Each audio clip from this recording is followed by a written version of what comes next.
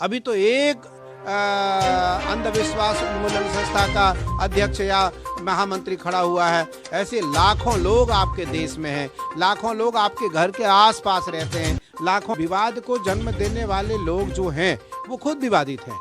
विवाद को जो जन्म देने वाले लोग हैं वो खुद विवादित हैं। धर्मांतरण की बात की है उन्होंने। धर्मांतरण तो मेरा धर्म है, और जो लोग हिंदू धर्म से दूसरे धर्म में गए, यदि वो हिंदू धर्म में वापस आना चाहते हैं तो मैं तो उनका खुले दिल से उनका स्वागत करता हूँ। वो आए, उनका स्वागत है। कैलाशानंद गिरी जी इस वक्त हमारे साथ मौजूद हैं। महाराज जी, सबसे पहले तो दंडवत प्रणाम है आपको, और आपका आशीर्वाद बना रहे। बहुत बहुत स्वागत है आपका। हिमांशु जी, जोशी मठ हमारे उत्तराखंड का एक बहुत महत्वपूर्ण स्थान है, और जोशी मठ का जो एक स्थान है उसको देवताओं का स्थान जैसे हमारी मान्यता में उसकी मान्यता है, और हम लोग उसे मानते हैं। जोशी मठ में आज जो आपदा है उसका कारण हम खुद हैं। मुझे लगता है जी, अगले सवाल की ओर बढ़ूंगा। अभी वर्तमान में हमारा बागेश्वर धाम सरकार का एक बहुत बड़ा मसला चल रहा है। वहाँ के जो आचार्य हैं महंत धीरेन्द्र शास्त्री जी, मैं कह सकता हूँ स्पष्ट रूप से कि लगातार विवादों में घिरे हुए हैं। विवाद लगातार सभी की प्रतिक्रियाएं आ रही हैं। आपकी जो प्रतिक्रिया है वो भी अपेक्षित है। हिमांशु जी, क्योंकि मैं एक बहुत बड़े अखाड़े का आचार्य हूँ, और मेरा अखाड़ा भारत का सबसे बड़े अखाड़ों में से एक अखाड़ा आता है।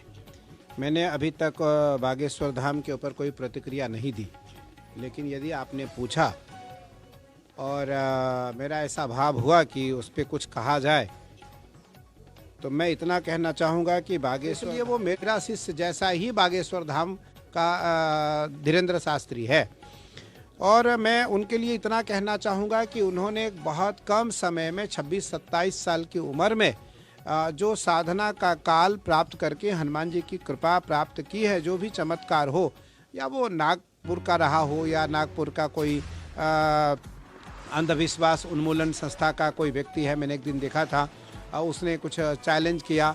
हमारे यहाँ चैलेंज तो होती ही नहीं, हमारे यहाँ चैलेंज तो शास्त्रार्थ की है। मैं तो कहता हूँ कि देश में यदि किसी को शास्त्रार्थ करनी हो तो आ जाए, शास्त्रार्थ कर ले, कैलाशानंद गिरी से शास्त्रार्थ कर ले, और शास्त्रार्थ में हरा दे तो हम उसकी शिष्यता स्वीकार कर लेंगे, उसके धर्म को स्वीकार कर लेंगे। भैया, आप जो है अगर चैलेंज की बात करते हो तो धर्म को कभी चैलेंज नहीं किया जा सकता है। पहली बात, यदि धीरेन्द्र शास्त्री पैसे लेकर के आपको बरगला रहा हो, पैसे लेकर आपको भटका रहा हो, आपसे पैसे ठग करके आपको अंधविश्वास में रख रहा हो, आपका कोई काम पैसे लेकर के वो न किया हो, तो उसे आप अपराधी मानो, उसको आप दोषी मानो। रही बात विवाद की, तो विवाद को जन्म देने वाले लोग जो हैं वो खुद विवादित हैं। विवाद को जो जन्म देने वाले लोग हैं वो खुद विवादित हैं, और वो आए, उनका स्वागत है।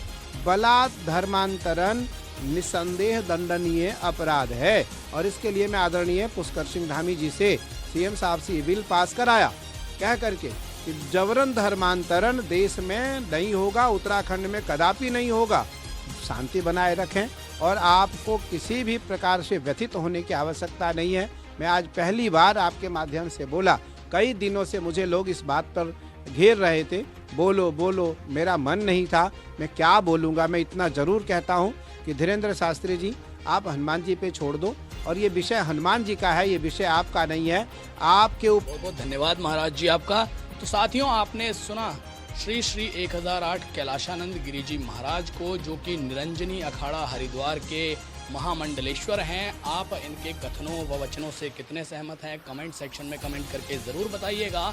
और अंत में मेरी आपसे गुजारिश यही है कि इस वीडियो को यथासंभव शेयर ज़रूर कीजिएगा। तब तक के लिए मैं हिमांशु ठाकुर आप सभी से विदा लेता हूँ। धन्यवाद।